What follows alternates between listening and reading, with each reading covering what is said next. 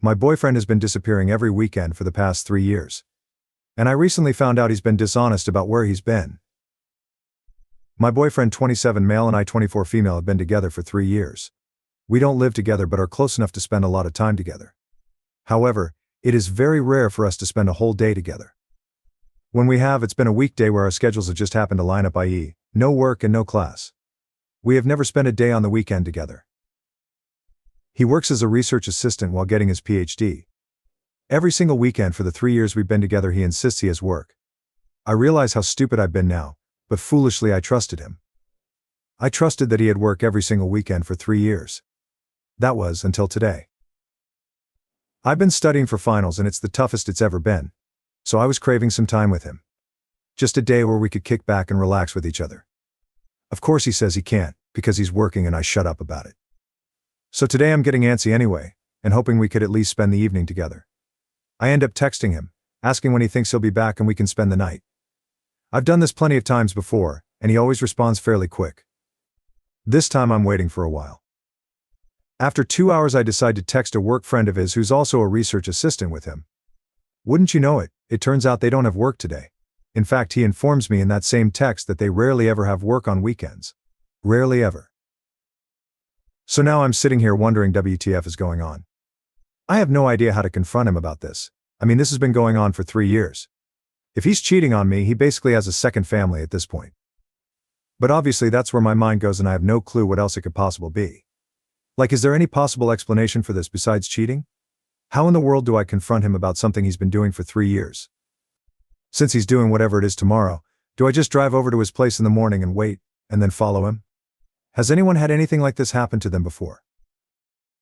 My BF of 3 years has been, and continues to disappear every weekend for work, but when I asked his coworker, it turns out he's been lying about it, and I have no idea how to confront him. Comment 1. It's completely understandable to feel upset and confused right now. You deserve honesty in your relationship, and his behavior is definitely concerning. When you confront him, try to stay calm and express your feelings without accusations. Focus on what you discovered, and how it makes you feel. Comment 2. Trust your instincts here. Something feels off. And it's important to address it. Before taking any drastic actions like following him, have an open conversation. Ask him directly about the weekends and see how he responds. His reaction could reveal a lot about his honesty and intentions. Update 1. So I logged into this account for the first time since making my original post and find that there are a lot of messages. I haven't read them all, but I will. The recent ones all ask for an update, so here it is. When I logged off, things seemed to be pretty split on what I should do. Most people just decided to call him a cheater or say that I'm the side chick. Frankly, I wasn't sure I could wait another day to confront him, so I confronted him, the night of that post. No games or stalking or anything. Anyway, I had texted him telling him to come over when his work was done, and he did. I waited about 5 minutes, if that, for him to settle in before telling him that we needed to talk about something important. He immediately responded with a "oh," which was a bit demeaning, but that sarcastic response honestly matches his personality. I tell him everything that happened, how hurt I was, how I didn't feel like I could trust him about anything considering he's been doing this for 3 years, and then asked if he had anything to say. He told me he wasn't cheating on me or anything like that. He was just embarrassed about what he had been doing. I asked him what he could possibly be so embarrassed about as to hide it, and lie to me about it for 3 years. He takes like a minute to compose himself and then mutters something. He clearly feels guilty, but I obviously don't hear it, so I ask him what he said because I didn't hear. He tells me that he volunteers at a homeless shelter every weekend since coming here for his PhD. Volunteering at a homeless shelter? I swear to you, whatever emotions are coming across here were multiplied 10x in the moment. I could not comprehend what he was saying. Like he was embarrassed for volunteering at a homeless shelter? It still doesn't make any sense. So I asked him what he meant, and he repeated that he volunteers at a homeless shelter for 6 hours on Saturday and 6 hours on Sunday, every weekend. Of course I ask him why he would be embarrassed about that, and he asks if we can talk about this more tomorrow Sunday, and he can instead show me that he isn't lying by taking me to volunteer. I don't know what I was really thinking. I think my mind was just blank, so I agreed with a sure, and asked him to leave. He apologized for the whole thing and left, and then sent a text that he'd pick me up in the morning so he can prove to me that he's not lying. Of course my mind races all night and I tossed and turned all night, but Sunday came anyway. He wasn't lying. He takes me to a homeless shelter soup kitchen place I don't really know the difference, and we make food, clean and pack daily necessities for 6 hours. It clearly isn't the place to have the conversation. So I spend most of my time doing the work and chatting with other people, and they were really nice, but of course the whole thing was still weighing on my mind the entire time, so I start asking them about my boyfriend, and they confirm that he's been working there, as long as they remember, and is there every weekend. He's been there longer than most of them, it seems. Finally our volunteering ends and we head back to his car, and I try to start the conversation, but he shuts me down and asks me to wait until we get back to his place. I say fine, maybe I'm being a doormat here, but I was just so confused and lost, and we head to his apartment. Once there, the talking begins. He asks if I believe that he's telling the truth about working at the homeless shelter every weekend, and I say that I do since I confirmed it with a lot of people while there. But I also said that I don't understand the lying, especially for as long as he did. He apologizes again, and asks if I really want to know why he kept it a secret. I say of course, duh. He sighs and then tells me that he doesn't like people knowing that he likes helping people. Obviously I'm going WTF, because this is so weird, and I ask him to explain. He tells me that when he was an undergrad student he would always try to help his class behind the scenes by discussing problems they had or negotiating for curves or extensions on their assignments, even when he didn't personally need it. He said he enjoyed doing it, and kept doing it as a master's student, but then started to do so before or after classes publicly. Apparently most of his classmates were still happy with him, but a few basically hated him for it because he was babying them or something. So he went back to doing things behind the scenes and no longer tries to associate himself with any of the things he does to help others. Hopefully I'm not the only one who finds this so dang weird. Like the homeless shelter stuff and assisting your classmates aren't remotely the same? I say as such, and he tells me it does the same thing. It helps people, so he doesn't like people to know about it, because then they might misinterpret his intent and think he's masquerading as a good person. Then he assures me that he's not a good person at all, but he still wants to do what he can for people, so this is what he does, WTF. So I ask if he really thinks I would get mad that he's helping homeless people in his free time. He tells me he wasn't sure at first, especially since I wanted to spend weekends together when we were first going out, duh. Every couple does. So he just lied to hide it at first. But he knows I wouldn't do that now, but kept the lie going because he thought it would be too weird to suddenly say that he's volunteering at a homeless shelter. I feel like I've come to the conclusion that he's just really, really weird. His way of thinking has always been odd, but this in particular is just so weird. Like he seems to understand the situation and where I'm coming from, but didn't think to tell me the truth on his own. We started going in circles, so I ended the conversation and had him drive me home in silence. Since then he's sent a number of texts, and has tried to call me a few times. I didn't pick up on Monday or Tuesday because I felt like I needed time to think. But I finally picked up today, and we had a talk in which we both reiterated what we had said. I know a lot of people, literally all of them at this time, were telling me to break up with him, but I'm still thinking things through. I'm going to try and get him to hang out this weekend, and make my decision after that, I think, some more. This whole thing has been so weird. I'm sorry that I've repeated that so much, but my brain is still rather scrambled.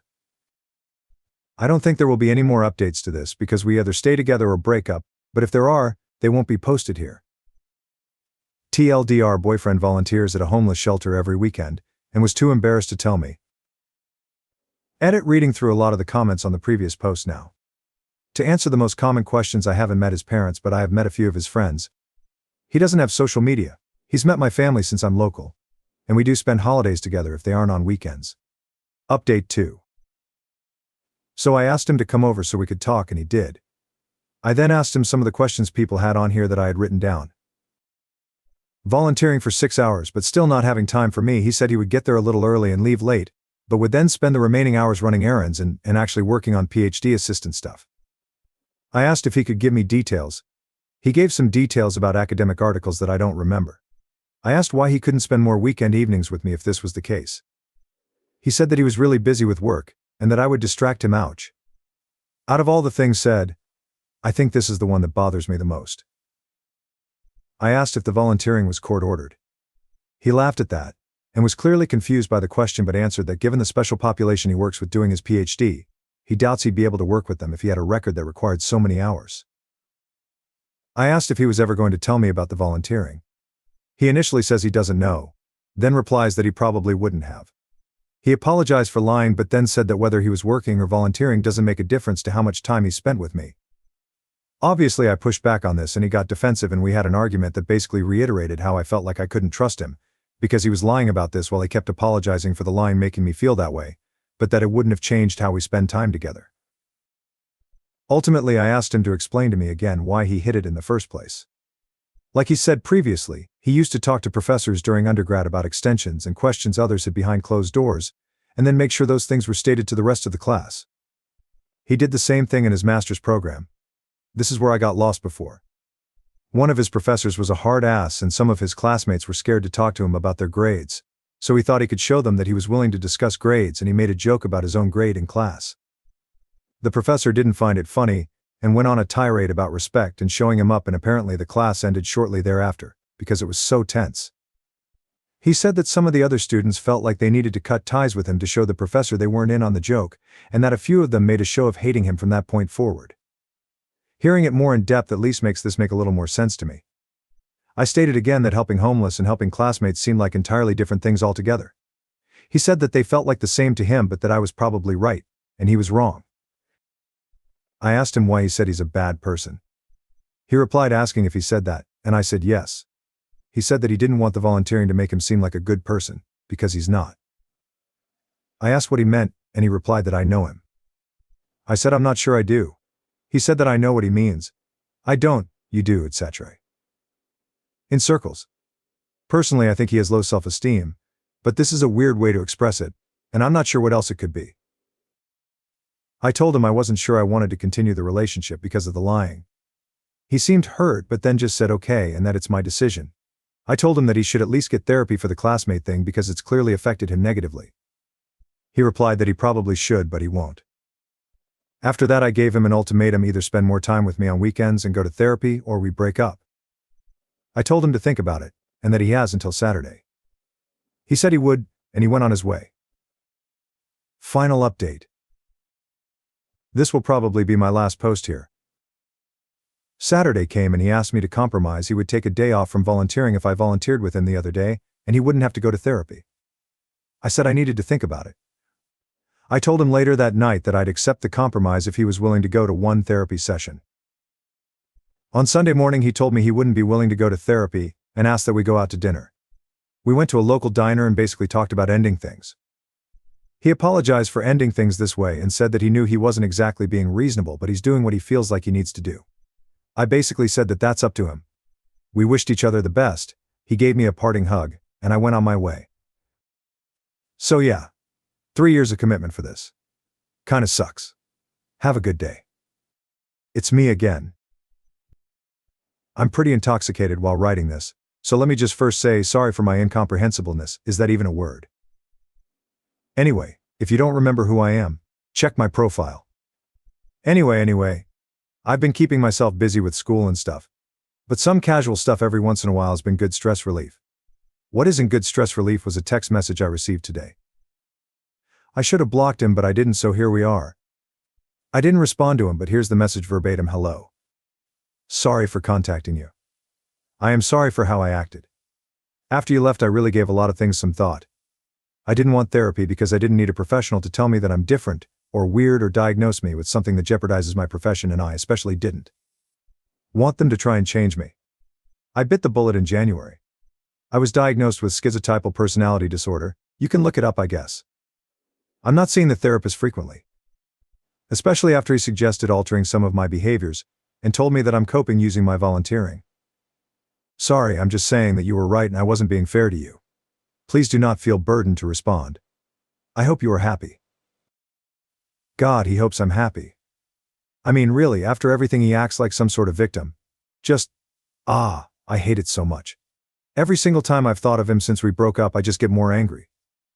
I guess it is nice to know that I wasn't imagining things and there is something actually wrong with him. But did he have to contact me? Gross. Anyway, I was huffing and drinking and spotted my login details still on my laptop desktop and figured an update wouldn't be too hard. I hope you guys know how to pick them better than me. Now, for the next story. AITA for being intimate with another woman without my girlfriend's approval. My 23 female girlfriend, 27 female, and I have had an open relationship for a year or two now. She travels for work consistently, while I stay home, and this is our solution to fulfilling our libidos. We have had a wonderful experience with only small disagreements that are normal for most early non-monogamous relationships. Our agreement is that we can have sex with other people, as long as we don't get romantically or emotionally attached. I am more lax and less prone to jealousy, so I am okay with her having sex with other people every day if she wants, as long as she is safe. She is a little more protective, so I am supposed to check in with her every time before I have sex with other people. This has not been an issue before. 6 months ago, she was traveling and about 7 hours ahead of me in time zones. A girl I was talking to invited me over to her place to hook up, but I just had a big fight with my family that upset me a lot, and I told her I wasn't in the mood because of this. I told my girlfriend that a girl invited me over, but I was too distraught to be in the mood to go to her place. My girlfriend comforted me and said something about the girl being hot, and that I should have sex with her sometime. About 5 hours later, the girl texted me again, asking me to come over. It was about 8 p.m. for us, and 3 a.m. for my girlfriend. 5 hours was enough for me to calm down and I was feeling antsy, so I decided to go to her place and do the deed. I ended up sleeping over because we went until 3 a.m. and our city is not safe at night. When I woke up, I told my girlfriend what had happened, and she was super upset. She said that she thought I was too upset to do anything that day and it felt like I had cheated on her, because she didn't know I was going to do this. I thought that because she encouraged me to have sex with this girl, I had blanket permission to have sex with her, and I didn't understand why she was so upset. She was really mad at the girl I slept with also, saying that she took advantage of me. We talked about it when she came home from traveling, and I tried to convince her to give this girl a chance. For a little bit it seemed like my girlfriend wasn't as mad anymore. She still thought this girl was hot, and we actually did something as a trio together. But when my girlfriend was about to leave for a 6-month-long trip, it turned bad again. She wanted to spend as much time with me as possible, so we did. The girl I slept with texted me asking to hang out one-on-one without my girlfriend, and this made my girlfriend very mad again. She seemed almost jealous that the girl didn't want to see her again. I thought this was silly because although we did something as a group, I was still the one this girl originally wanted to hook up with, and it made sense to me that she would want what she came for. Since then, I meet this girl from time to time. As part of our guidelines, I tell my girlfriend when I'm seeing this girl. My girlfriend keeps expressing that she doesn't like this girl, but when I ask her, do you want me to stop seeing her then? She always says it's my choice and I can keep seeing her if I want to. This is different from her usual enthusiasm for me hooking up with other girls. So I do not have her blessing, but she also hasn't put her foot down even though I have offered plenty of times to stop if it really bothers her that much. TLDR, my girlfriend doesn't like the girl I'm seeing but still lets me see her. AITA for continuing to see this girl. Update. Hello everyone, I would like to update you. To start, I am a woman. My girlfriend and I are lesbians. I do not know why everyone thinks I am a man, but it is a little rude. Understand also that this does limit my pool of choices, since most lesbians our age are looking for serious relationships. This is why I haven't found someone else to take this girl's place, even though I have actively been looking since my girlfriend first said she did not like her. Second, I understand my first contact with this girl was hurtful, and can be considered cheating. I am very diligent about checking with my girlfriend, because of that miscommunication. I do not see the other girl often, it is maybe once a month, so 2 times since. She has made it clear she does not want a relationship or to be friends, and I also do not want to date or be involved with her either. We do not meet unless it is to have sex. Third, I don't appreciate characterizing my girlfriend as a selfish, manipulative, or controlling person. If she was, I would not be with her still. My girlfriend has veto power in our open relationship and I do too. I did not understand why she did not use it at all, if it did upset her to an extreme level, because I am bad at empathizing and perspective taking clinically diagnosis and I rely on her being clear to understand her point of view. Going forward, I am going to stop seeing this girl. I look forward to proving the commenters who said our relationship is toxic, either on my girlfriend's part or my part, wrong.